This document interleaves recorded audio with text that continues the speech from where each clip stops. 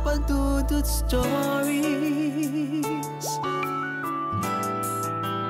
Papa Dudut Stories. Dear Papa Dudut, sa lahat po ng mga nakatutok ngayon, huwag pong kalimutan mag-like, mag-share at mag-subscribe. Maraming salamat po sa inyong lahat.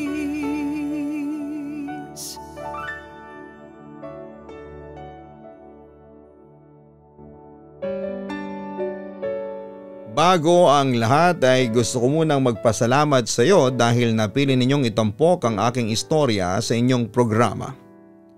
Isa kasi ako sa mga masusugid mong tagapakinig at nangarap din ako noon na isang araw ay istorya ko naman ang maitampok sa Papa Dudut YouTube channel. Kaya napakasaya ko ngayon dahil dream come true ang pagtatampok ninyo sa aking kwento. Nalaman ko din na kayo ay napapakinggan na rin sa Spotify. Kaya naman sobra talaga ang tuwa ko. Papadudot ako si Noy Noy, 24 years old na ako sa ngayon at isang working student. Nagtatrabaho ako ngayon bilang receptionist sa main branch ng isang bangko dito sa Makati. At tuwing gabi naman ay nag-aaral po ako. Galing ako sa isang mahirap na pamilya dito sa Iloilo. Magsasaka ang aking mga magulang. Bagamat hirap kami sa buhay ay nakakapag-aral kaming apat na magkakapatid noon sa isang public school. May 2 kilometro ang layo mula sa aming baryo. Masasabi kong isa akong matalinong mag-aaral dahil nagtapos akong valedictorian noong elementarya at nangunguna sa ranggo noong tumungtong ako sa una at 2nd taon ko sa high school. Pero Papa Dudut, nang sumapit na ako sa grade 9 ay binagyo ng pagsubok ang aming pamilya na naging dahilan upang tumigil ako sa pag-aaral. Namatay kasi ang aking mga magulang kaya bilang panganay sa magkakapatid ay ako ang sumalo ng lahat ng mga responsibilidad. Bagamat nasa pangangalaga ng aking tiyahin ang aking mga kapatid, ay nagsumikap po akong magbanat ng buto para may ipangtustos sa aking mga kapatid. Doon ko naisipang makipagsapalaran sa Maynila. Pagsalta ko sa Maynila ay sari-saring trabaho ang pinasok ko. Janitor, magbubote, at naglalako ng mineral water at ibang mga klaseng pamatid-uhaw sa kalsada ng Espanya sa Maynila. Doon ay may nakadiskubre sa akin na isang bakla. Sabi niya hindi raw bagay sa akin ang trabaho ko dahil ayon sa kanya ay may itsura daw ako. Kaya inalok niya ako ng trabaho bilang isang macho dancer at stripper sa isang gay bar. Bagamat nag-aalinlangan ako ay tinanggap ko ang trabahong yon dahil malaki-laki daw ang kikitain. Dahil nga sa pangarap ko na pag-aralin ang aking mga kapatid sa probinsya kaya't kumagat ako sa alok at naging isang stripper sa gay bar. Papadudot sa puntong ito, inaamin ko sa iyo, isa akong bisexual. Bagamat nagkakagusto ako sa mga babae ay hindi ko maiwasang humanga at magkagusto rin sa mga kapwa ko lalaki. Dumating din sa puntong nakipagrelasyon ako sa kapwa lalaki. Pero Papa Dudut, inaamin ko na hindi ako naging masaya. May hinahanap kasi ako sa isang relasyon. Pagmamahal. Hindi ko kasi makita ang pagmamahal na yon sa mga nakakarelasyon ko. Kaya hindi nagtagal ang relasyon na yon. Kaya simula noon ay hindi na ako pumasok sa pakikipagrelasyon sa kapwa lalaki. Natatandaan ko. Isang gabi na late ako sa trabaho dahil naipit ako sa malalang traffic. Tumawag sa akin ang aking boss na si Papa Niel at pinagalitan ako sa pagiging late ko. Siyempre ay humingi na lamang ako ng paumanhin. At nang makita kong walang usad na ang traffic ay nagpasya na lamang akong buwaba ng jeep para maglakad. Total ay may 1 kilometro na lamang ang layo ko sa gay bar na pinagtatrabahuhan ko. Pero sa hindi inaasahang pangyayari ay may sasakyang bumangga sa akin na siya kong ikinatumba. Napaaray ako sa sobrang sakit habang nakasalampak sa kalye. Hindi ko may galaw ang mga binti ko. Samantala ay bumaba naman yung driver ng kotseng nakabangga sa akin at agad niya akong inofera ng tulong. I'm sorry, halika. Tulungan na kita. Dalhin na kita sa doktor. Wika pa ng driver. Huwag kang mag-alala at sagot ko ang lahat ng gastos. Dagdag pa niya. Papa Dudut, hindi ko makalimutan ang araw na yon. Hindi ko alintana ang bali sa binti ko at mga galos sa katawan ko sapagkat sa lalaking nakasagasa noon nakatuon ang aking atensyon. Sa puntong yon ay inaamin ko na humanga ako ng todo sa lalaking yon. Gwapo, matangkad, matipuno ang pangangatawan at talagang barakong-barako ang boses. Sa totoo lang ay nanliit ako kasi walang-wala ang itsura ko sa itsura niya. Probinsyano pa rin kasi ang itsura ko samantalang ang lalaking nakasagasa sa akin ay mukhang Manileño. Kung tutusin ay hindi nga mukhang Pinoy ang lalaking yon.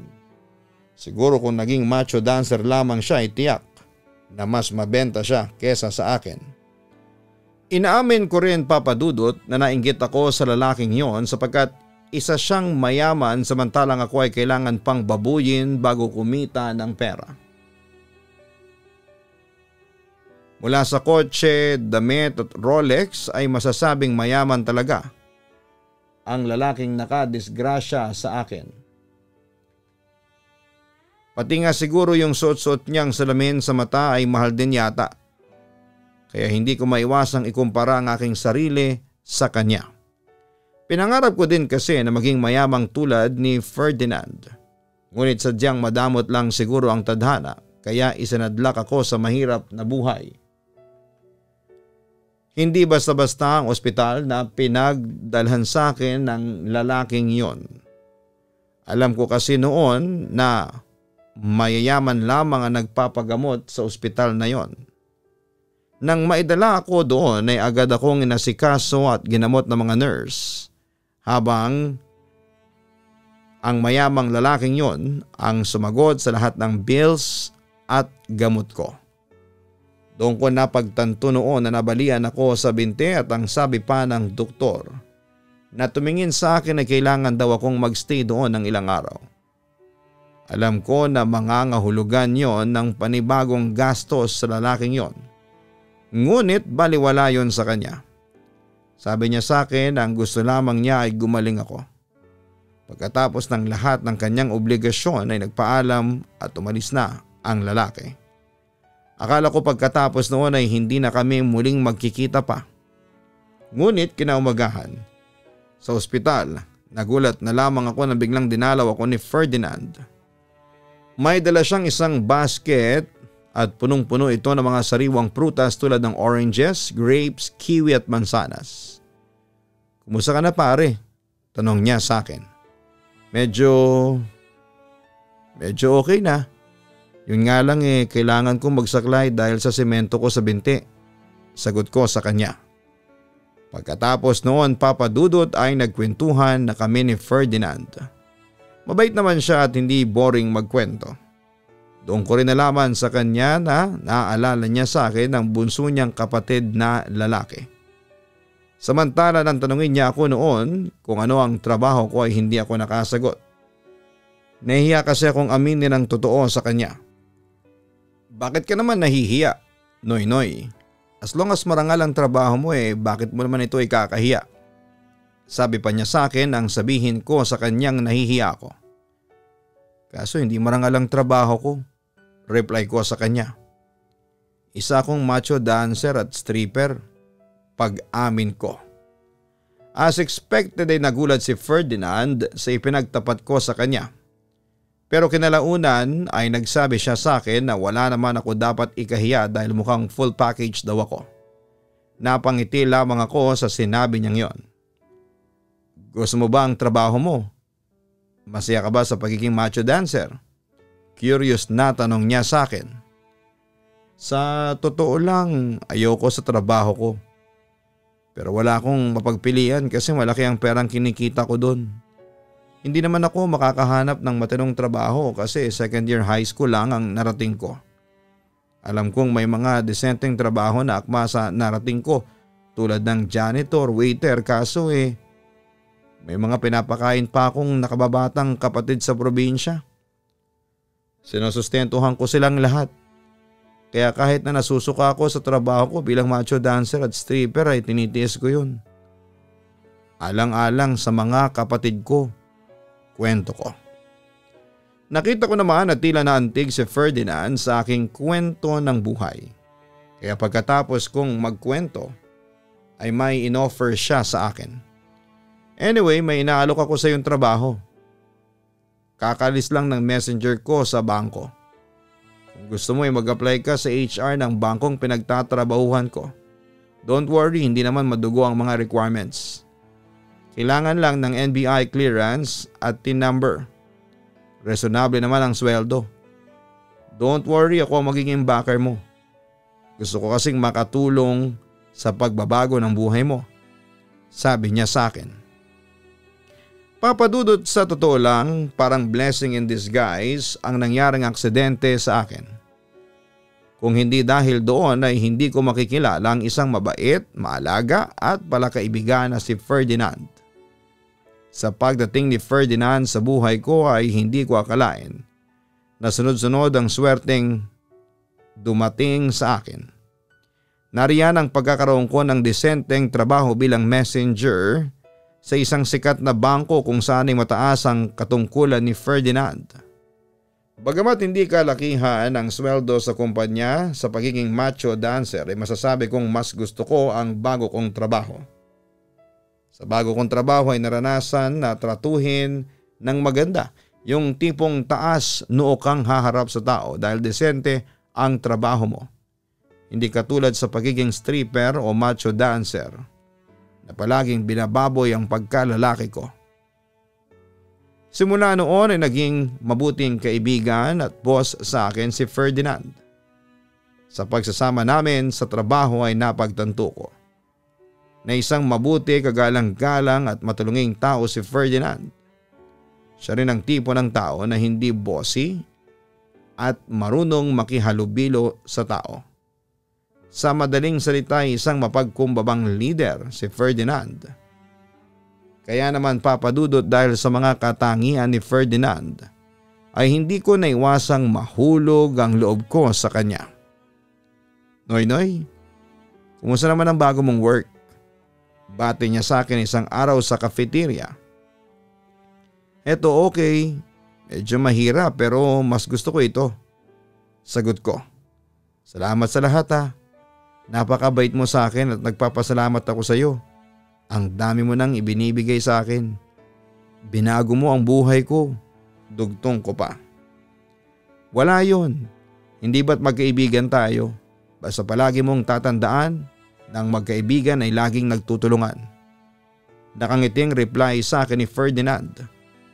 Samantala habang nagkukwentuhan kami ay biglang tumunog ang messenger notification ni Ferdinand. Girlfriend ko nag-message sa akin. Inaaya ko siyang mag-dinner mamaya. Buti naman at day off niya sa work ngayon. Workaholic kasi ang girlfriend kong yun Kwento pa niya sa akin. Papadudot, aaminin kong nalungkot ako noong nalaman kong may girlfriend pala si Ferdinand. Pero syempre hindi ako nagpahalata sa kanya dahil ayokong magtaka siya at mag-isip ng kung ano. Ikaw Noy, may girlfriend ka na ba? Tanong niya sa akin. Sa totoo lang ay wala akong girlfriend. Pag-amin ko naman sa kanya. Napangiti si Ferdinand. Talaga? Sa gwapo mong yan? Sabi pa niya. Gwapo? Hindi Mas gwapo ka nga sa akin Ferdinand. Natatawa kong sabi. Pero sa totoo lang medyo malas ako sa pag-ibig. At saka isa akong bisexual. Pagtatapat ko. Napansin kong natahimik si Ferdinand. nang sabihin ko sa kanya ang tunay kong gender orientation. Mukhang nagulat ka. Baka hindi mo na ako kaibiganin yan ha pagkatapos nito. Medyo malungkot kong sabi. Ngumiti ulit sa akin si Ferdinand. No, okay lang sa akin kung bisexual ka. Besides, maging sino ka man, maging ano man ang kasarian mo, ikaw pa rin ang noy-noy na best friend ko. Sabi pa niya sa akin. Papa Dudut, naging madalas ang pagsasama namin ni Ferdinand sa trabaho man o sa mga gimikan. Ipinakilala nga niya ako sa mga mayayamang kumpare niya at naging mabuti naman ang pagtanggap nila sa akin. Ipinagtapat din sa akin ni Ferdinand na naaalala daw niya sa akin ang kanyang kapatid na yumao. No wonder, parang kapatid ang trato niya sa akin. Natutuwa ako, Papa Dudut, sapagkat parang kuya ko na si Ferdinand. Sa kanya ako madalas humingi ng payo tungkol sa mga problema ko, sa trabaho man o sa personal. Bali siyang naging guro ko habang nasa trabaho ako. Papa Dudut, dahil sa magandang trato na ipinapakita ni Ferdinand sa akin ay hindi ko maiwasang magkagusto sa kanya. Ewan kung may tuturing bang pagmamahal o pagnanasa lamang ang nararamdaman ko sa kanya sapagkat ang alam ko ay hindi existent ang pagmamahal sa isang man-to-man relationship.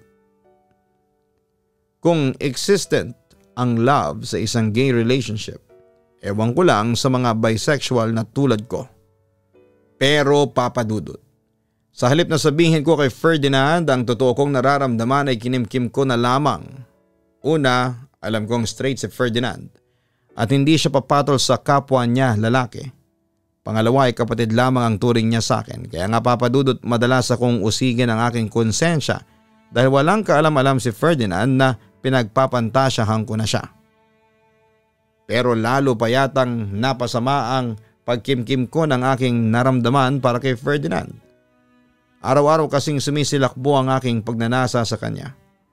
Dumating sa puntong hinahalikan ko na ang larawan niya.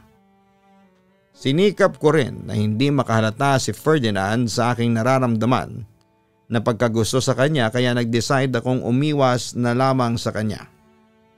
Ngunit kahit na anong gawin kong pag-iwas noon ay palaging may humahatak sa aking katawan patungo kay Ferdinand. Hanggang sa isang gabi isang tawag ang aking natanggap mula sa aking kaibigan. At nagulat ako nang sabihin niya sa akin na hiwalay na sila ng girlfriend niya, Papa Dudut. Sobra talaga akong naawa kay Ferdinand, lalo na noong dinalaw ko siya sa kanyang condo unit at doon ay first time ko siyang makitang umiiyak. Ang sama ni Jasmine, ipinagpalit ako sa isang lesbiana. I can't believe it. Ganito pala kasakit ang mabigo sa pag-ibig. Sobrang sakit, wika niya habang lasing. Oo Ferdinand, naiintindihan kita.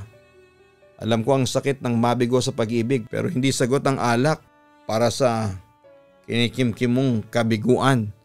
Lalo mo lang pinahihirapan ang sarili mo. Naaawa ang sabi ko sa kanya. Talaga Noy, naiintindihan mo ako? Kailan ka pa nabigo sa pag-ibig? Tanong niya sa akin. Maraming beses na ako nabigo sa pag-ibig. Tugon ko. Katulad na lamang ngayon, pabulong ko pang dagdag. Anong ibig mong sabihin? Kanino ka naman nabigo? Tanong ulit sa akin ni Ferdinand. Samantala'y na-realize ko rin ang pagkakamali ko at nahiya na akong sagutin ang kanyang katanungan. Ngunit persistent si Ferdinand na malaman ang totoo sa sinabi ko. Kaya no choice ako kundi ang aminin sa kanya ang totoo.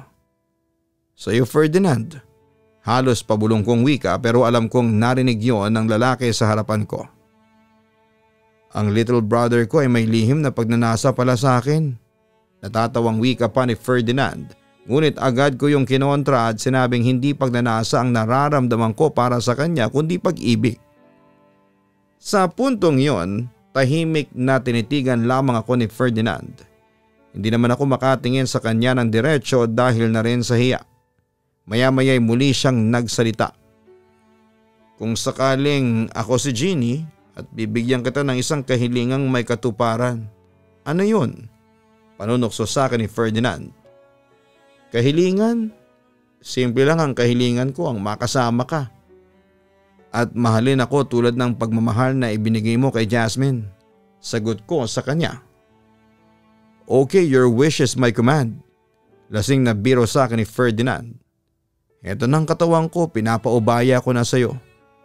Siyempre naguluhan ako sa sinabing yon ng kaibigan ko. Pero isang nagiinit na halik ang ibinigay niya sa akin.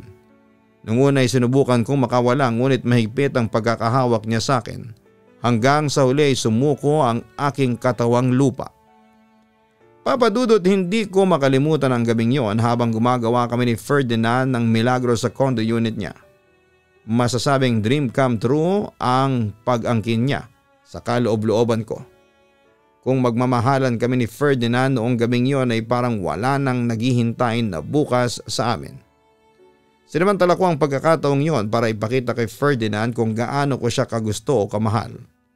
Kaya nung matapos yon ay nakatulog ako ng may ngiti sa mga labi ko.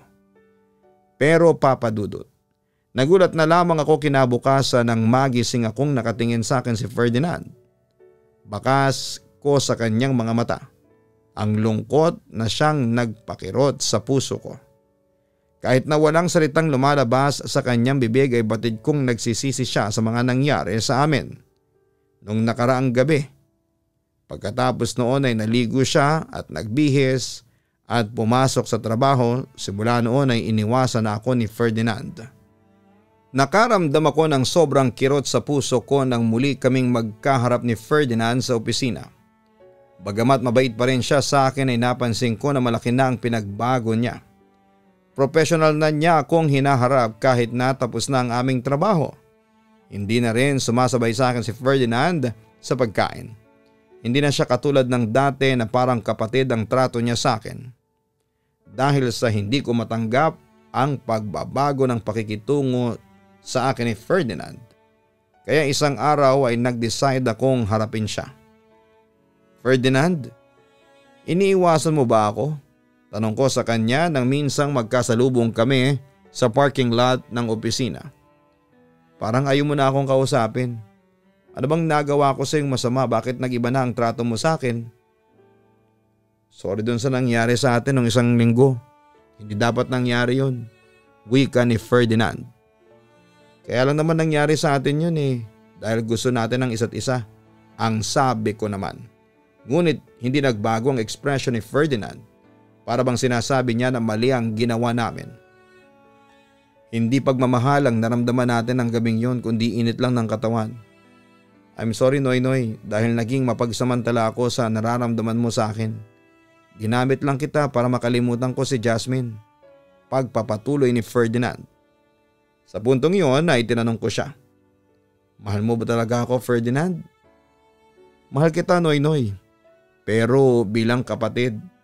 Sa totoo lang Noy Noy pinag-iisipan ko ng matagal ang nararamdaman ko sa iyo. Sinuri ko ang puso ko kung posibleng umibig ako sa kapwa ko lalaki. Tatapatin na kita ha. Hindi ko kaya. I'm sorry Noy Noy. Pero hanggang sa pagiging kaibigan lang ang kaya kong ibigay sa iyo. Kung sa bagay, kasalanan ko naman ang lahat dahil nahulog ang loob ko sa iyo. Naging mapagsamantala ako nang malasing ka noong isang gabi. Hindi ko dapat hinayaan na mangyari sa atin ang lahat ng yon noong gabing yon.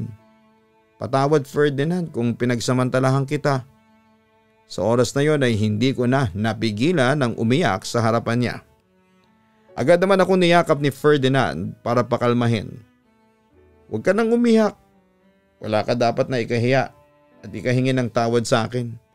Nasasaktan ako kapag nakikita kong umiiyak ang little brother ko. Tumingin lamang ako sa kanya habang pinupunasan niya ang mga luhang pumapatak sa aking mga mata. Huwag kang mag-alala Noy Noy. Hindi pa rin nagbabago ang pagtingin ko sa iyo despite ng mga nangyari sa atin nung isang gabi. I'm still your best friend. Your brother. Ako pa rin ang Ferdinand na nakilala mo noon. Pagtatapos niya. Papa Dudut, yun na siguro ang pinakamasakit na parte ng aking buhay. Ang i-reject ni Ferdinand bilang mangingibig niya. Bagamat masakit sa akin na ipinili kong tanggapin ang katotohanan na hindi pa patol sa kapwa niya lalaki si Ferdinand. Lasing lamang siya noon kaya may nangyari sa amin. Kaya sinikap ko sa aking sarili na burahin ang lahat ng pagpapantasya ko kay Ferdinand at kailangan kong tanggapin na hanggang kaibigan o kapatid lamang ang kaya niyang ibigay sa akin. Ilang buwan din ang lumipas bago ko naka-move on at sa mga panahong yon, ang pagmamahal na ng isang kapatid ang nararamdaman ko para kay Ferdinand. Samantala isang araw ay sinamahan ako ni Ferdinand sa sementeryo para dalawin ang puntod ng kanyang bunsong kapatid na si Samuel. Kung nabubuhay lang ang kapatid ko, magkasing edad kayong dalawa, Noynoy, ang sabi pa ni Ferdinand. Nang titigan ko ang puntod ay tama nga siya, magkapareho kami ng araw ng kapanganakan. Kaya magaan ang loob ko sa iyo, Noynoy. Dahil sa mga similarities ninyo ni Samuel, dagdag pa niya. Teka, ano bang kinamatay niya? Curious kong tanong sa kanya. Doon ay napansin kong lumungkot ang ekspresyon ng mukha ni Ferdinand. Parang maiiyak. Actually, Noynoy, kasalanan ko kung bakit namatay ang aking kapatid. Nalungkot naman ako sa sinabing niyo ni Ferdinand. Sa kabilang banda, muli siyang nagpatuloy. Irresponsable kasi ako na kapatid noon.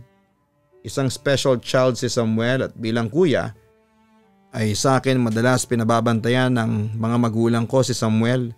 Ngunit isang araw ay nagpabaya ako at nalunod at namatay ang kapatid ko sa swimming pool. Dahil sa mga nangyari sinisisi ako ng mga magulang ko.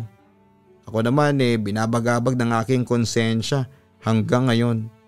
Sising-sisi ako sa mga nangyari. Kasi kung hindi ako nagpabaya sa aking responsibilidad ay buhay pa si Samuel. At kasing edad mo lang yon sa ngayon. Kwento pa niya. I'm sorry, Ferdinand. Ang tangi ko na lang masasabi habang hinahagod ang likod ng aking kaibigan para kumalma. Kaya nang dumating ka sa buhay ko, naalala ko si Samuel. Kaya pinangako ko sa aking sarili na ibibigay ko sa iyo ang pagmamahal ng isang kapatid na hindi ko kailanman maibibigay kay Samuel. Aniya. Papadudot sa puntong yon ay narealize ko na ang dahilan kung bakit malapit kami ni Ferdinand sa isa't isa. At dahil ito sa yumaon niyang kapatid na kung nabubuhay pa lamang ay kasing edad ko siya. Lahat ng pagmamahal ay hindi niya na ibibigay sa kanyang kapatid ay sa akin niya ibinibigay. Kahit na hindi kami magkadugo at labis akong nagpapasalamat doon. Sa totoo lang ay na-realize ko na napakaswerte ko dahil may kuya akong katulad ni Ferdinand. Samantala ay napangiti naman ako sa sinabi niyo ni Ferdinand. Pagkatapos noon ay nagkaroon kami ng kaunting harutan at biruan. Pagkatapos ay may inamin siya sa akin. Siya nga pala, may ibabalita ako sa iyo. Nagkabalikan na kami ni Jasmine. Aniya. Although aaminin ko na medyo nalungkot ako. Pero inisip ko na lamang na magiging masaya ulit si Ferdinand kaya natuwa na rin ako. Oo, mahal ko siya at kaligayahan ko ang makita siyang maligaya. Kaya napagdesisyonan ko na lamang na suportahan siya sa anong gusto niya sa buhay. Wow, binabati kita. Natutuwa kong sabi sa kanya. Salamat bunso. Siya nga pala, balak naming magpakasal ni Jasmine sa susunod na taon. At gusto ko ikaw ang best man. Napangiti naman ako. Oo ba? Karangalan ko maging best man sa kasal ng aking best friend at kuya. Ang sabi ko pa sa kanya. At yun nga papadudod after 3 months ay nabalitaan ko na lamang na nag-propose na ng kasal si Ferdinand at Jasmine. At tinanggap naman yon ang kanyang girlfriend. Siyempre natuwa ako para sa aking kaibigan at big brother kaya isa ako sa nagplano ng kanilang kasal. Tinulungan ko silang maghanap ng wedding planner at nang makahanap ay nagsimula ng preparation. Noong Disyembre ng nakaraang taon ay nagpakasal na si Ferdinand at ang kanyang girlfriend. At ako ang kanyang best man. Naging successful naman at masaya ang kinalabasan ng intimate wedding.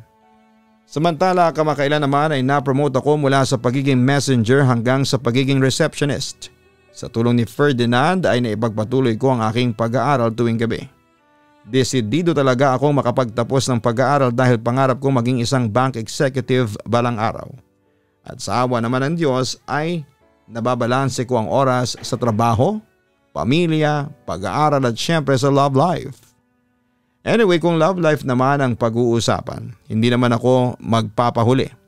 Masaya ang aking buhay pag-ibig sapagkat nakahanap na rin ako ng pag-ibig sa katauhan ni Rhea na nagtatrabaho din sa bangko na pinapasukan ko. Kay Rhea ko nahanap ang pagmamahal na hinahanap ko sa isang relasyon. At kumbinsido ako na siya rin ang mapapangasawa ko sa hinaharap. Sa ngayon ay magkapatid pa rin ang turingan namin ni Ferdinand at mas lalong tumibay ang pagkakaibigan namin. Ginagawa pa rin namin ang dati naming nakagawian noon. Sa kabilang banda ay kinuha ko na ang aking mga kapatid mula sa probinsya upang dito na manirahan. Ako na rin ang nagpapaaral sa mga kapatid ko na bagamat mahirap ay kinakaya ko alang-alang sa kinabukasan nila. Papa Dudut, maraming salamat po sa pagtampok mo sa aking istorya. Naway maging inspirasyon ng aking buhay. Salamat sa inyong mga tagapakinig. Sa mga gustong magbagong buhay ay hindi pa huli ang lahat. Palaging handa ang Diyos na tulungan ako sa inyong pagbabagong buhay. Hanggang dito na lamang po Papa Dudut. More power. Magandang gabi sa inyong lahat. Lubos na gumagalang Noy Noy. Maraming salamat kay Noy Noy sa pagbabahagi mo ng iyong napakagandang kwento sa Papa Dudut YouTube channel. Nakakatuwa at nakaka-inspire na marinig na mula sa pagiging macho dancer ay sinikap mong baguhin ang iyong buhay. Buti na lamang at nandyan si Ferdinand na gumabay sa iyo sa lahat ng oras. Hindi man naging successful ang pag-ibig mo kay Ferdinand pero nagkaroon ka naman ng big brother na nagmamahal sa iyo. At naniniwala ako na ang pagmamahal ng isang kapatid o kapamilya ay isang mataas na uri ng pag-ibig kumpara sa makamundong pag-ibig o pagnanasa. Napakaswerte mo Noy Noy dahil may isang taong busilak ang pagmamahal at concern sa iyo kaya pahalagahan at ingatan mo yon. Kaya tandaan natin mga kaibigan, ang pagmamahal ng isang kapatid o pamilya ay pwede mong matagpuan kahit na hindi mo kadugo at kahit kailan ay hindi ito matatawaran ng kahit na anumang salapi o material o makamundong mga bagay. Hanapin ang Kaistorya YouTube channel para sa mga horror stories. Ganon din ang Papa Dudut Family. Maraming salamat po.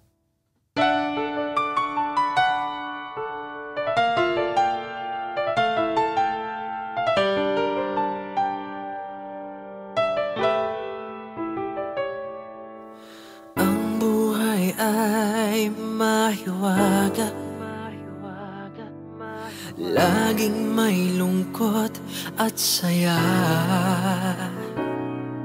sa Papa Dudut Stories. Laging may karamay ka.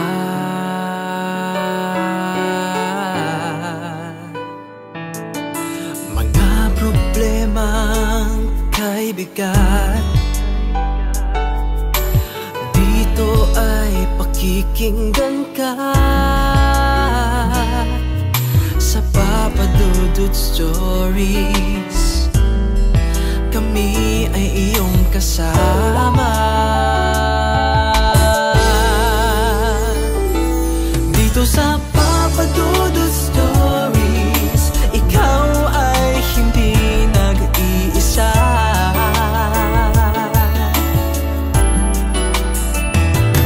Dito sa Papa Dudut Stories, may nagmamahal sa'yo.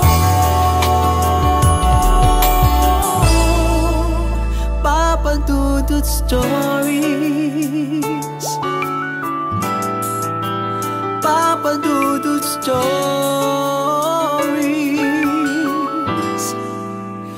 Papa Dudut Stories.